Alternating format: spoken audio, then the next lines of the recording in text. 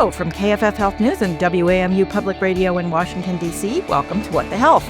I'm Julie Rovner, Chief Washington Correspondent for KFF Health News, and I'm joined by some of the best and smartest health reporters covering Washington. We're taping this week on Thursday, April 2nd at 10 a.m.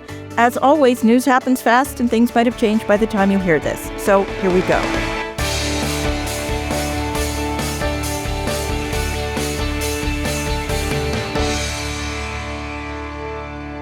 Today, we are joined via video conference by Miranda Ollstein of Politico. Hello. Jessie Hellmann of CQ Roll Call. Thanks for having me. And Sandhya Raman, now at Bloomberg Law. Hello, everyone. Later in this episode, we'll have my interview with KFF Health News' Elisabeth Rosenthal, who reported and wrote the last two KFF Health News bills of the month. One is about a patient who got caught in the crossfire over prices between insurers and drug companies. The other is about a woman who, and this is not an April Fool's joke, got her insurance canceled for failing to pay a bill for 1 cent. But first, this week's news. So Congress is on spring break, but when they come back, health policy will be waiting. A new Gallup poll out this week found 61% of those surveyed said they worry about the availability and affordability of health care, quote, a great deal. That was 10 percentage points more than the economy, inflation, and the federal budget deficit, and it topped a list of 15 domestic concerns. And while we are still waiting for final enrollment numbers for Affordable Care Act plans, we do know that the share of people paying more than $500 a month for their coverage doubled from last year to 2026. Yet Axios this week is reporting that Republicans are considering still more cuts to the Affordable Care Act to potentially pay for a $200 billion war supplemental. What exactly are they thinking? And it's looking more like Republicans are going to try for another budget reconciliation bill this spring. Isn't that right, Jessie? House Budget Chair Jody Arrington has kind of been pushing this idea really hard of going after what he says is fraud in mandatory programs like Medicare and Medicaid. He's also talked about funding cost-sharing reductions, which is an idea that slipped out of the last reconciliation bill, and it's a wonky kind of idea. But I think the best way to explain it is that it will raise premiums for many people. That's how I've just been doing it. It's yeah, exactly. Let's not get into the details. It would reduce spending for the federal government, but wouldn't really help people who buy insurance on the marketplace. He hasn't been very specific. He's also talked about like site neutral policies in Medicare, but it's hard to see how all of this could make a serious dent on a $200 billion Iran supplemental. There's also a new development. I think President Trump kind of threw a wrench in things yesterday when he said he wanted the reconciliation bill to focus on border spending and immigration spending to cover a 3-year period. And now Senate Majority Leader John Thune is saying that there's probably not room for much else in the bill. So unclear what the path forward is for all of that. Yeah, and of course that was part of the deal to free up the Department of Homeland Security's budget in the appropriation. It's all one sort of big tied up mess at this point, Alice. I see you're nodding. Yeah, I mean, what often happens with these reconciliation bills is it starts out with like a tight focus and everyone's unified. And then because it can often be the only legislative train leaving the station, everybody gets desperate to get their pet issue on board. And then the more and more things get piled onto it, then they start losing votes and people start disagreeing more. And so I think even though this is still in the ideas phase, you're already seeing some signs of that happening. And when it comes to healthcare, it can be particularly fraught. And of course, you have lawmakers, especially in the House, with wildly different needs. Some of them need to fend off a primary from the right, and so they want to be as conservative as possible. Some are fighting to hang on in swing districts, and so they want to be more moderate. And these things are in conflict. And so these proposals to cut health spending even more than the massive amount that was cut last year are already, raising some red flags among some moderate Republican members. And it's very possible the whole thing falls apart. Well, along those lines, we're supposed to get the president's budget on Friday, which is only 2 months late. It was due in February. And while I haven't seen much on it, Jessie, your colleagues at Roll Call are reporting that the budget will seek a 20% cut to the National Institutes of Health.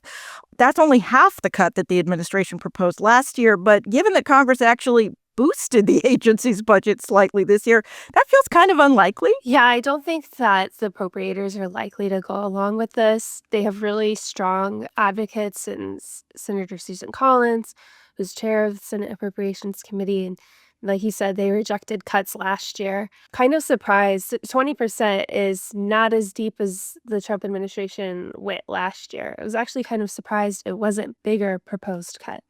But either way, I don't think Congress is going to go along with that. Meanwhile, I saw a late headline that FDA is looking to hire back people after DOGE cut thousands of people last year. Sandhya, HHS is just in this sort of personnel churn at this point, isn't it? Yeah, I think that HHS is kind of getting bit in the foot from, we've had so many of these layoffs, and we've also had a lot of people just flee the various agencies over the past year because of some of this instability and all of these changes. And as we're getting closer and closer to, deadlines of things that they need to get done, they're realizing that they do need more personnel to get some of those things done as we've, been passing deadlines. So I don't think it's something that's unique to just FDA, but I think the way to solve this, it's not an overnight thing for the federal government to staff up. It's a longer process, but it's really showing in a lot of areas right now. Yeah, I would say this is not like TSA where you can, hire new people and train them up in a couple of months. These are many of them scientists who've got years and years of training and experience at doing some of these jobs that, the federal government is ordered to do by legislation. Yeah, those statutes are things that, if they don't meet those deadlines, those are things that are going to be challenged and just further tie things up in litigation. And we already see so many of those right now that are making things more complicated. Well, in news that is not from Congress or the administration, the Supreme Court this week said Colorado could not ban licensed mental health professionals from using so-called conversion therapy aimed at LGBTQ individuals, at least not on minors. What's the practical impact here? It goes well beyond Colorado, I would think. Interesting, because a lot of people think of this as regulating healthcare, restricting providers from providing healthcare that is not helpful and maybe actively harmful to the health of the patients. And I would say that's been a state, power for absolutely for generations. Right. I mean, you don't want people selling sketchy snake oil pills on the street, etc. So many people view this as akin to that, but it has morphed in the hands of conservative courts into a free speech issue, and that, these laws are restricting the speech of mental health workers who are against people transitioning. And so, yes, it definitely has national implications. And of course, we are in a national wave right now of both state and federal entities, moving in the direction of rolling back trans rights in the healthcare space and beyond. Yeah. In related news regarding Colorado and minors and gender, the Colorado Sun reports that Children's Hospital Colorado has not yet resumed providing gender-affirming care for transgender youth. That's despite a federal judge in Oregon having struck down an HHS declaration that would have punished hospitals for providing such services. Apparently, the hospital in Colorado is concerned that the judge's ruling doesn't provide it with enough legal cover for them to resume that care.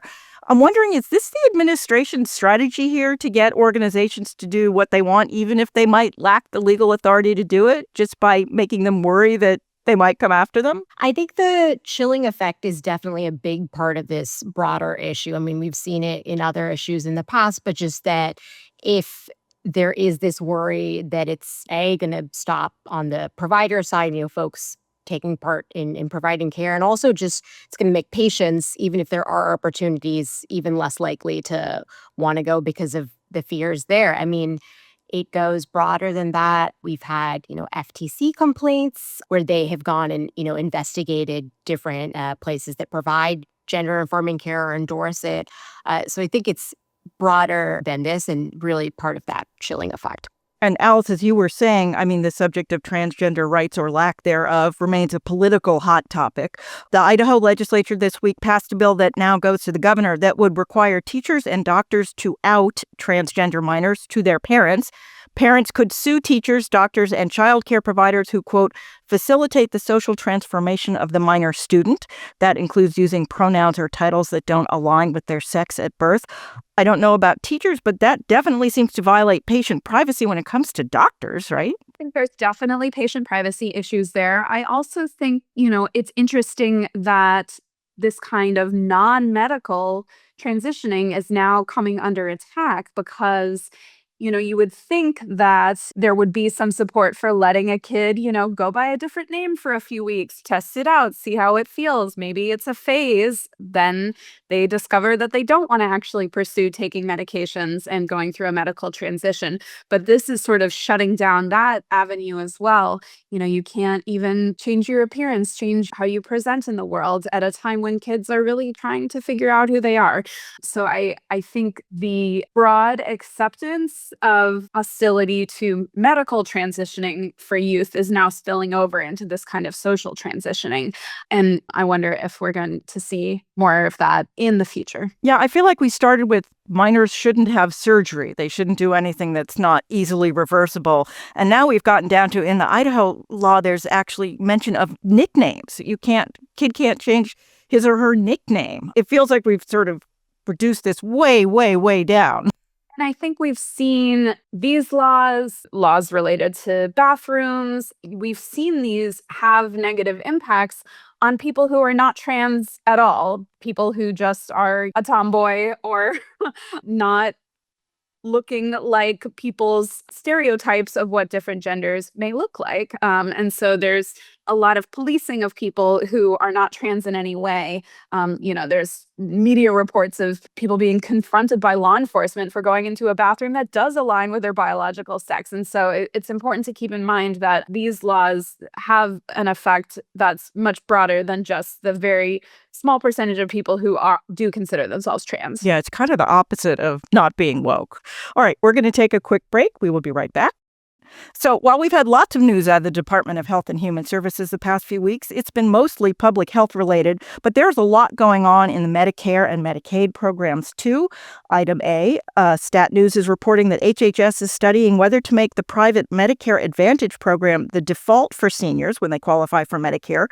Right now, you get the traditional fee-for-service plan that allows you to go to any doctor or hospital that accepts Medicare, which is most of them. You have to affirmatively opt into Medicare Advantage, which often provides extra benefits, but also much narrower networks. What would it mean to make Medicare Advantage the default, that people would go into private plans instead of the government plan, unless they affirmatively opted for the traditional fee-for-service? Someone's experience can vary greatly between being on traditional Medicare and Medicare Advantage. If you're in Medicare Advantage, you could be exposed to narrow networks. You can only see certain doctors that are covered by your plan. You can be exposed to higher cost sharing. A lot of people are kind of fine with their plans until they have a medical issue and need to go to the hospital, or they need skilled nursing care. So making this the default could definitely be a challenge for some people, especially people that have complex health needs. Some people on the early side of their Medicare eligibility are fine with Medicare Advantage, and then they get older and they're not fine with it anymore. So it's interesting that the administration would kind of float this idea. So goal of Medicare Advantage. Thank you. That's exactly what I was thinking. Yeah, they've talked about the federal government pays these plans too much, and it's not for better quality in a lot of cases. And they've talked about reforms in that area. So I was a little surprised to see that. Yeah, Republicans have been super ambivalent. I mean, Medicare Advantage was their creation. They overpaid them at the beginning when they, sort of redid the program in 2003. And they purposely overpaid them to get people into Medicare Advantage. And then the Democrats pointed out that this is wasting money because we're overpaying them. And now the Republicans seem to have joined or at least some Republicans seem to have joined a lot of the Democrats in saying, yes, we're overpaying them. We're paying them too much. And, they talk about the big, powerful insurance companies, and yet they're now floating this idea to make Medicare Advantage the default. So pick a side, guys.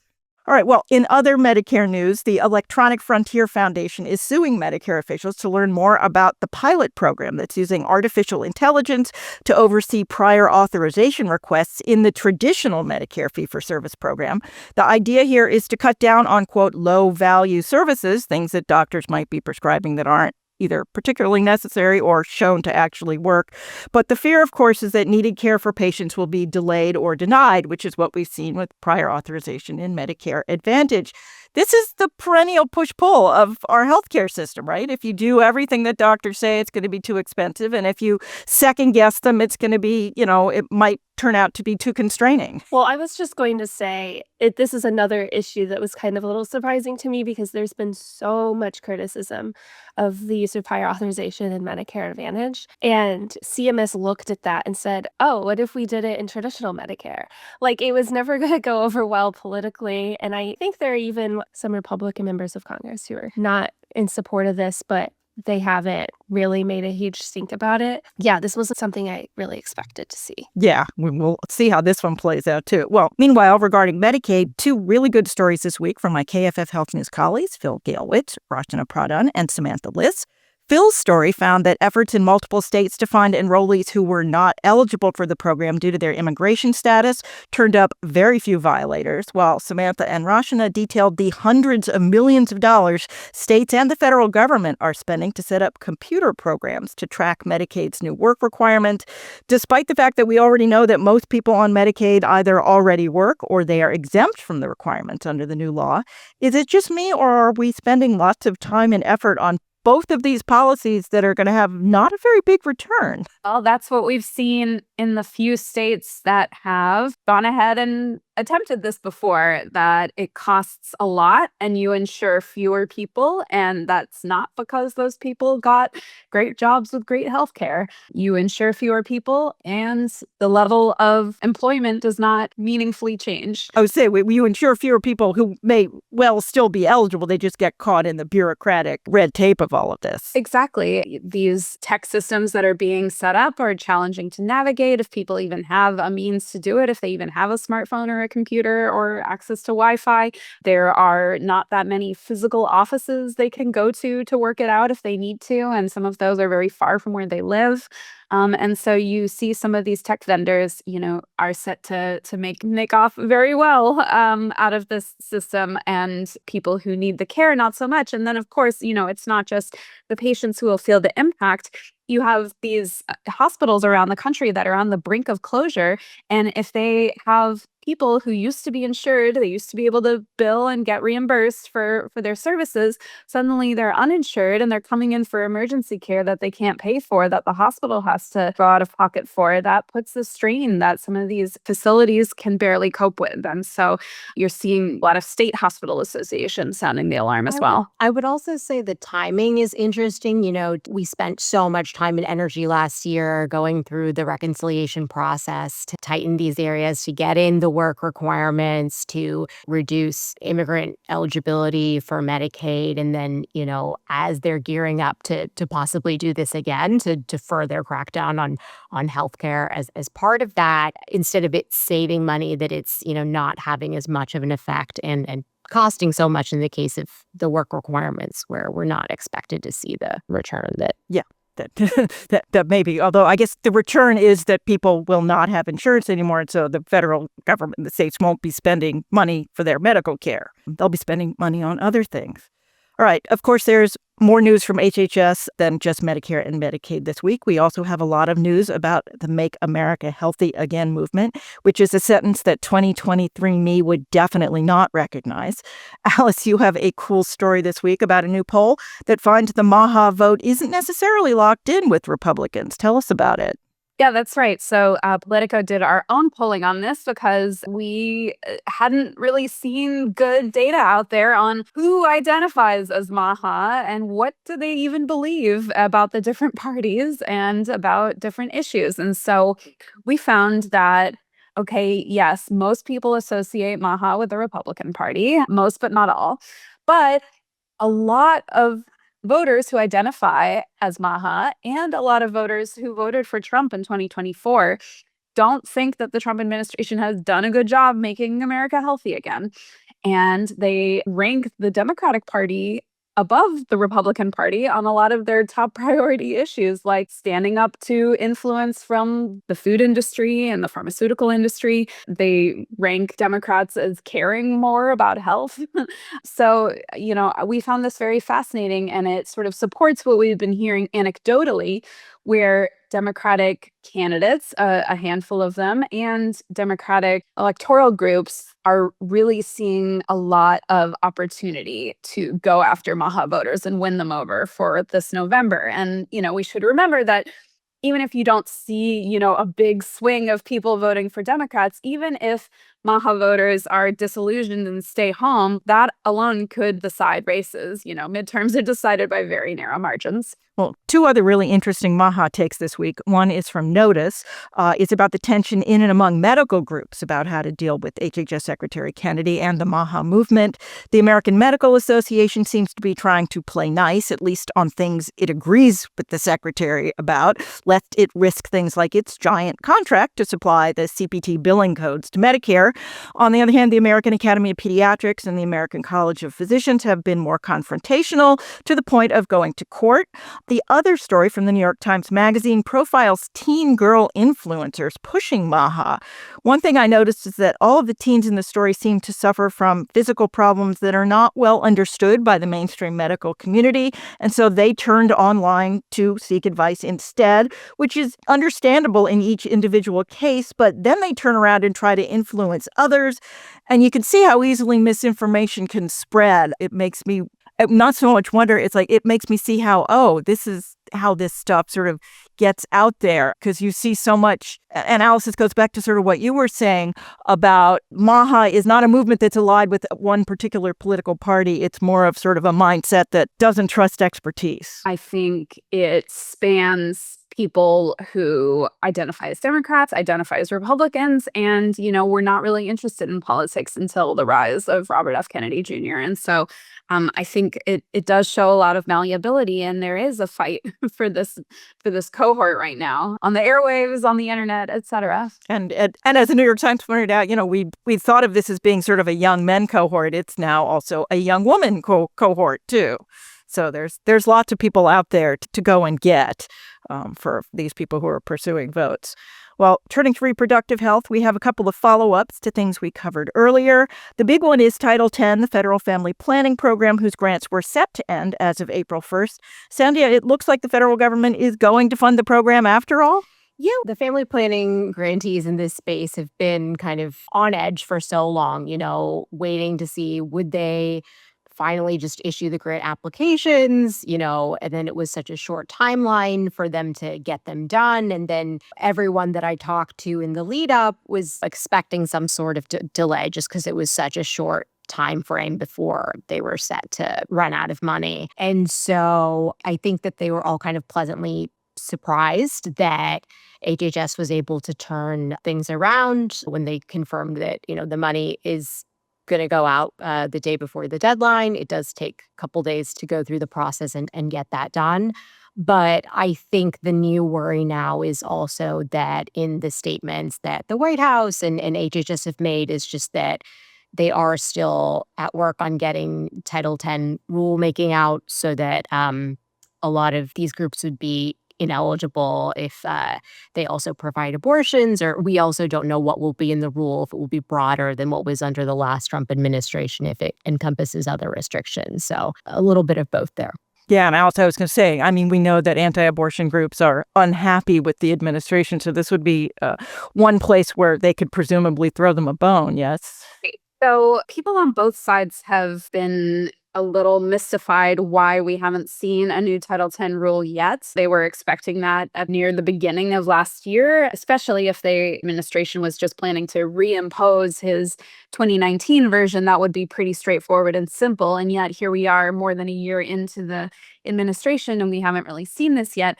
The administration did confirm to me, we put this in our newsletter, that a new rule is coming, and they said it will, align with pro-life values. And the White House's comments to some conservative media outlets were very explicit that this will be the last time Planned Parenthood can get funding.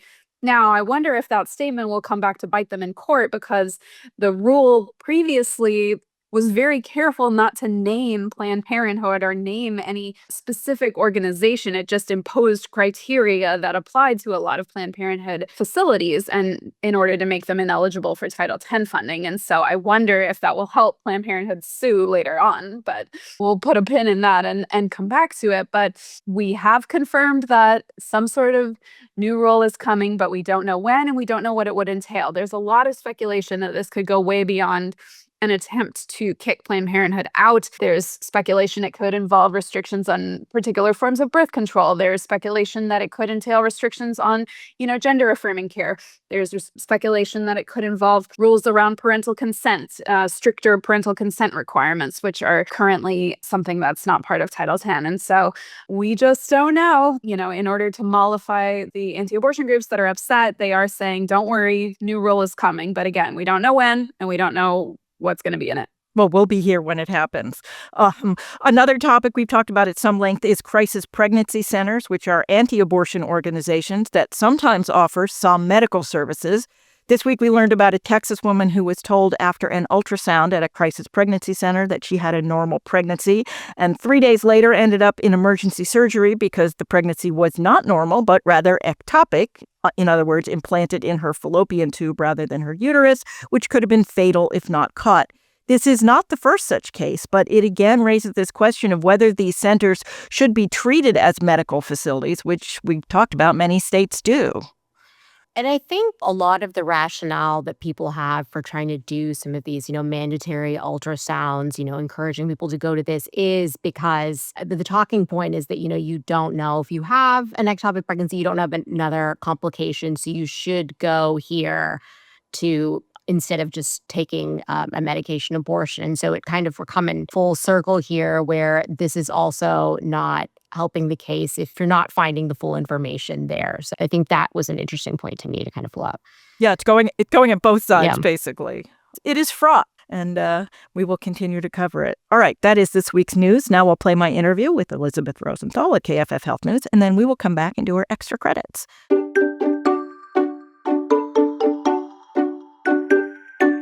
I am pleased to welcome back to the podcast KFF Health News' Elisabeth Rosenthal, who reported and wrote the last 2 bills of the month. Libby, thanks for coming back. Thanks for having me. So let's start with our drug copay card patient. Before we get into the particulars, what's drug copay card? Well, copay cards or copayment programs are things that the drug companies give patients, when it says you could pay as little as $0, where they pay your copayment, which is usually pretty big. When you see a copay card, it means price is big.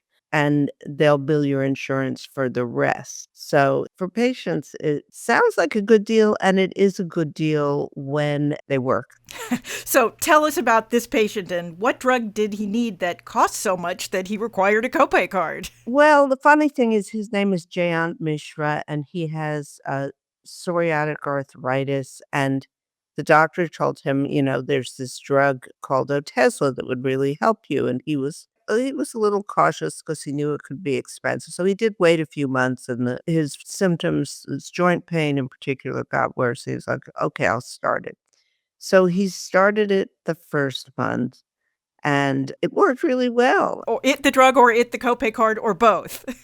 Both seemed to work very well. So the copay card covered his copay of over $5,000, and he was like, oh, this is great. And then what happened was the next month he tried to fill, and it was like, wait, the copay card didn't work.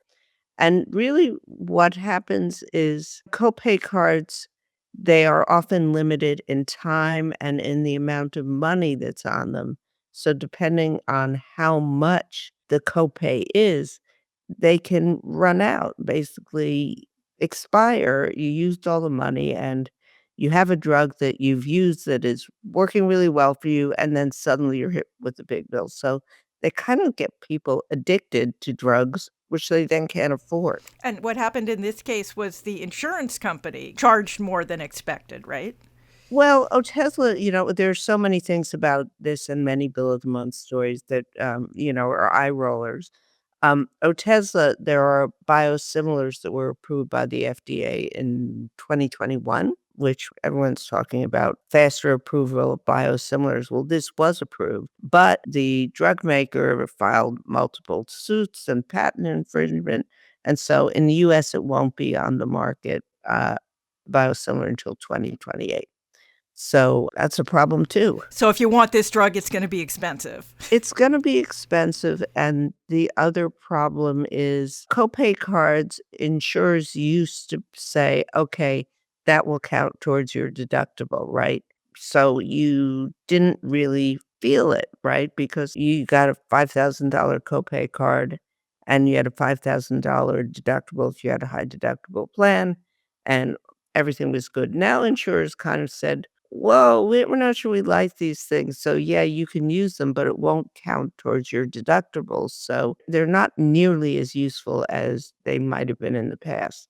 But patients are really stuck because these are really expensive drugs that most people couldn't afford without copay cards. So what eventually happened to this patient, and how can other people avoid falling into the copay card trap? So basically, because he had used up the amount on the copay card, which was $9,400 for the year, by the second month, he tried for the third month to kind of ration his drugs to take half as much, and his symptoms came back. And then the lucky thing for him was then it was January, right? Copay cards are usually done for the year.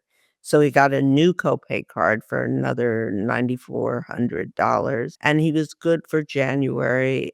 And he paid with his health savings account for the first month's copay with the copay card, the second month with the copay card and his health savings account. And when this went to press, he wasn't sure how he was going to pay for the rest of the year. And for him, it's not a huge problem because he has a very well-funded health savings account, which few of us do. But he was really up in the air for the rest of the year when we wrote about this.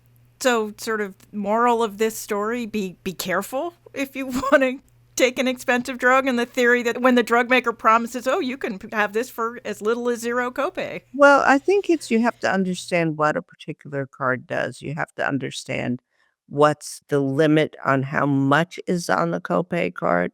You have to understand how many months it's good for. You have to understand from your insurer's point of view if that will count as your deductible or not. And then, man, you're kind of on your own, right? Sometimes your copay card will work great for you, and at other times it will work for a shorter amount of time, and you got to figure out what to do. I think the third bigger lesson is getting biosimilars, which are these very expensive drugs, approved is not really the big problem in our country. The problem is the patent tickets that surround so many of these drugs that prevent them from getting to the patients who need them. In other words, you can make a copy of this drug, but you might not be able to get it onto the market. Right. You can make a copy of this drug. It was approved in 2021, but that won't help patients till 2028, which is really terrible. It's available in other countries, but not here. So moving on, our March patient had insurance through the Affordable Care Act exchange and was benefiting from one of those zero premium plans until she got caught in a literally Kafka-esque mess over a 1-cent bill that turned into a 5-cent bill. Who is she and what happened here? Yeah, her name in this wonderful, terrible story is Lorena Alvarado Hill. And what happened here is she was on one of these $0 insurance plans through the Obamacare exchanges with that great subsidy, the Biden era subsidy. And she and her mother were on the same plan. And her mother went on to Medicare, turned 65. So Lorena didn't need the family coverage and told the insurer that. And the insurance, of course, automatically recalculates your subsidy. And her premium went from being 0 to 1 cent. Now, no human would make that, would say, oh, that makes sense. And to Lorena, it didn't really make sense either. She was like, I'm not sure how to pay 1 cent. Like, will it work on my credit card? And some of the bills said, you understand that this could impact the continuation of your insurance. But, she was like, 1 cent, I don't think so. And then she kept going to doctors and the insurance still worked. And then at some point, 4 months later, she gets a letter in November saying, oh, your insurance was canceled in July and you owe money for all these bills. And what happened with this case?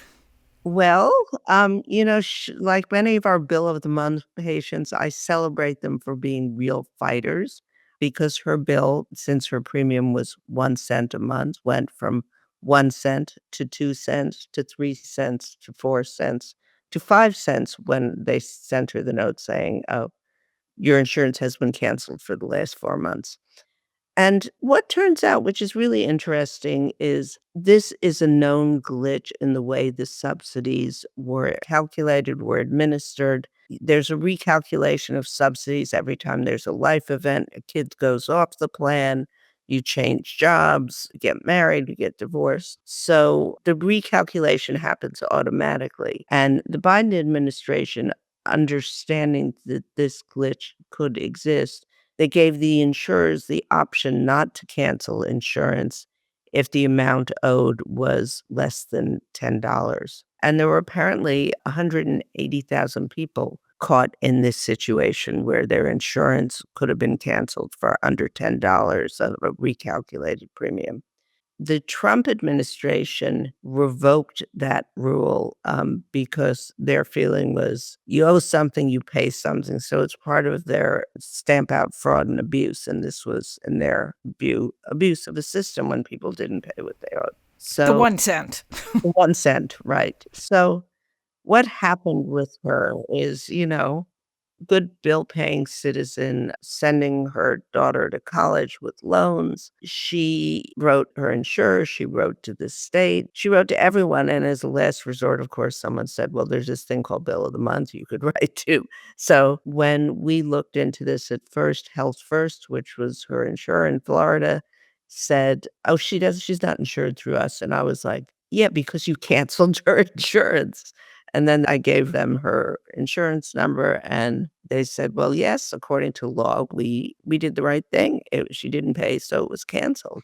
Somehow through all of this, word got back to the hospital and the insurer, and they worked together and her bills were suddenly zero on her portal. So that's the good news for Lorena Alvarado Hill. It doesn't really help all those other people whose insurance may have been canceled for premiums that were under $10. So basically, if you get a bill for 5 cents, you should pay it. Yeah, it was funny when this story went up, many people were sympathetic, but other commenters said, well, she should have just paid $1 because you can pay that. And maybe there was a way to pay 1 cent. And I'm kind of with her. Like, if I got a bill for 1 cent, life is busy. This is a woman who is a teacher's aide and works on weekends at a store to help pay for her daughter's college. Life is busy. You just can't sweat over 1 cent bills and spend a lot of time figuring out how to pay them. And I guess the lesson is, what's the worst that can happen in a very dysfunctional system where so much is automated now? The worst that can happen is always really bad. Your insurance could be canceled.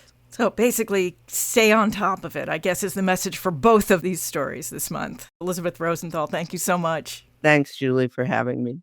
Okay, we are back. It's time for our extra credit segment. That's where we each recognize a story we read this week we think you should read too. Don't worry if you miss it. We will post the links in our show notes on your phone or other mobile device. Jessie, why don't you go first this week? My story is from the Texas Tribune, from a group of reporters who I can't name individually. There's too many of them, but it is about how undocumented immigrants are avoiding medical care in Texas after the governor issued an executive order a few years ago requiring that hospitals check patients' citizenship. So the story found that hospital visits by undocumented people dropped by about a third. And the story also got into how this is bleeding into other types of healthcare at other facilities. Free vaccine clinics are not being attended as widely anymore. People aren't attending their preventive care appointments like cancer screenings or prenatal care checkups. Some of these other health facilities aren't required to check citizenship status, but it's definitely a chilling effect over the broader healthcare landscape in Texas. Yeah, there's been a lot of good stories about that. Sandhya. My extra credit is from Science, and it's by Jocelyn Kaiser. And the story is Supporters Push to Revive Moribund Agency Studying Patient Care. In her story, she talks about how last year, the administration cut a lot of staff at the Agency for Healthcare Research and Quality. They've canceled all of the open grants, but Congress still appropriated $345 million for the agency this year. And so supporters kind of want to revive what should be going on at the agency, which hasn't been issuing any of the grants since the start of the fiscal year, and just kind of make progress on some of the things that this agency does do, like running the U.S. Preventive Services Task Force, which has been, something that has been talked about this year. So I thought it was an interesting piece. Yeah, I'm old enough to remember when ARC was bipartisan. Alice. So very harrowing story in the New York Times titled "Cuban Patients Are Dying Because of U.S. Blockade, Doctors Say." And I will say, since this piece ran, we have seen that an oil shipment from Russia is going through to the island, but I don't think that will be sufficient to completely wipe away all of the upsetting conditions that this piece really gets into what is happening as a result of the ramped up U.S. embargo and blockade of the island. People can't get food, they can't get medicine, they can't get electricity, and that is having a devastating effect on healthcare. The Cuban healthcare system has been really miraculous over the years. Just the pride of the government, it has meant prior to this blockade that their life expectancy was better than ours. And a lot of their outcomes were better. And so this has been really devastating. There's, harrowing scenes of people on ventilators having to be hand pumped when the electricity cuts out, babies in incubators, losing power, people having to skip medications, etc. And so this is really shining a light on a foreign policy situation that this administration is behind. Yeah, that's really been an undercovered story too, I think, right off our shores. My extra credit this week is one I simply could not resist. It's from New York Magazine, and it's called "The Dog Owners Taking Their Injured Corgis and Doodles to Tijuana, Mexico is to Pet MRIs What Turkey Has Become for Hair Transplants" by Helene Olin. And as the headline rather vividly points out, we are witnessing the rise of pet medical tourism along with human medical tourism, which has been a thing for a couple of decades now. It seems that veterinary medicine is getting nearly as expensive as human medicine, and that one way to find cheaper care is to cross the border, which is obviously easier if you live near the border. I'm not sure how much cheaper veterinary care is in Canada, but as the owner of 2 corgis, I may have to do some investigating of my own. Okay, that is this week's show. As always, thanks to our editor, Emery Hudeman, and our producer-engineer, Francis Ying. A reminder, What the Health is now available on WAMU platforms, the NPR app, and wherever you get your podcasts, as well as, of course, kffhealthnews.org. Also, as always, you can email us your comments or questions. We're at whatthehealth, all one word, at kff.org. Or you can still find me on X at jrovner or on Blue Sky at Julie Rovner. Where are you folks hanging these days? Sandhya? On X and on Blue Sky at Sandhya Writes. Alice? On Blue Sky at Alice Miranda and on X at Alice Ollstein. Jessie? I'm on LinkedIn under Jessie Hellmann and on X at Jessie Hellmann. We'll be back in your feed next week. Until then, be healthy.